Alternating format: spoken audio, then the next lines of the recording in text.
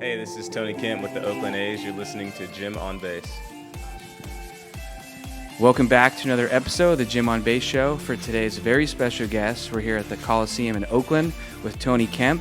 And you were actually the hero last night. You got the game-winning hit, so you must be feeling good this morning. Yeah, obviously feels good to get a win, but today's a new day and new challenges, new opportunities, and hopefully we can take a series today.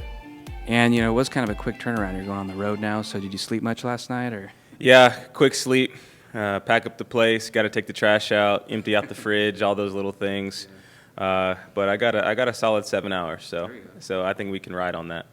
One thing I thought was interesting about you, too, is you're a Halloween baby, right? So do you dress up for your birthday or have Halloween birthday parties?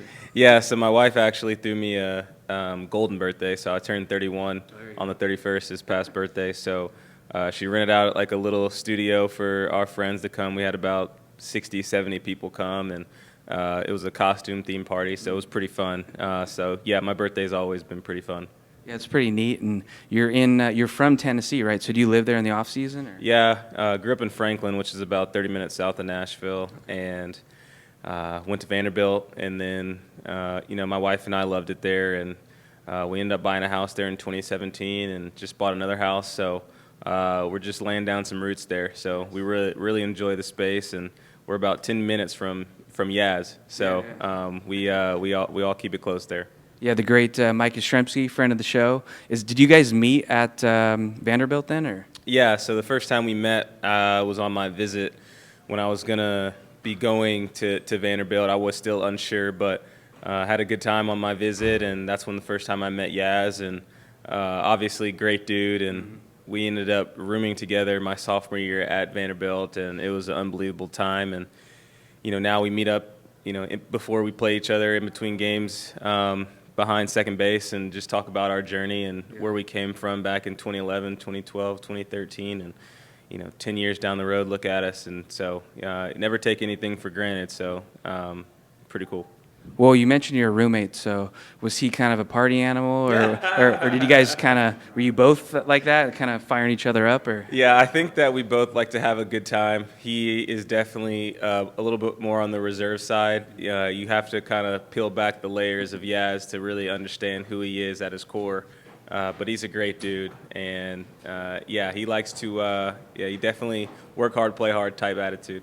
Well, you guys can bond too, right? Because that was interesting. Like, what are the odds to go to Vanderbilt? Then you're both playing across the bay. You both have little ones now, so that's pretty special. Yeah, I think when we took the picture last year of our daughters, and we had them, they're 2 weeks apart, and when we met to have dinner one night, it was me, it was myself, Yaz, Kirk Casale, Jack Lupo, some guys who obviously went to Vanderbilt, and we both kind of revealed that we were pregnant at the same time, and that was 2021, so that was pretty a surreal moment. And then, you look down the road, and we're both wearing number 5, both playing for Bay Area teams, and both have daughters, so our paths has been similar. And then I bought a house this offseason, and he bought a house this offseason, so I think we're just we're staying in our lane, but it's fun to do it with someone that you is close with. You guys kind of sound like brothers then, yeah? Yeah, he's definitely been a brother figure, I would say, someone that I came with college, and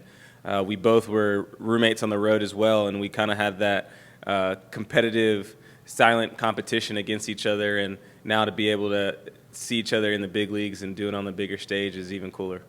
Well, he did mention how you guys have the kids now. Maybe you could have your own, when they get older, like a little softball match. But I was like, you guys got to start pumping them out, and you got one in the oven though, right? One in the oven, yeah. We don't know the gender, but wife is due around middle of August, so it's going to be fun. We're excited to see what the gender's going to be. Edit this part out. It's okay. Well, I think it's funny because you're a family guy, obviously. So playing in this day and age, I guess FaceTime and all that probably plays a huge role. Does the family join you on the road, or? Yeah, so this is going to be a little bit different of a season because she's pregnant and she has most of her help back home in Nashville. So they flew out yesterday, and FaceTime is going to be a big component in staying in touch with each other. So thank God that we have that. But next time I'll see her will be about 2 weeks. So we're going to try to see each other every 2 weeks is the plan. But those are the sacrifices that you got to make sometimes. Well, it's nice too to interview you because you're a regular-sized person.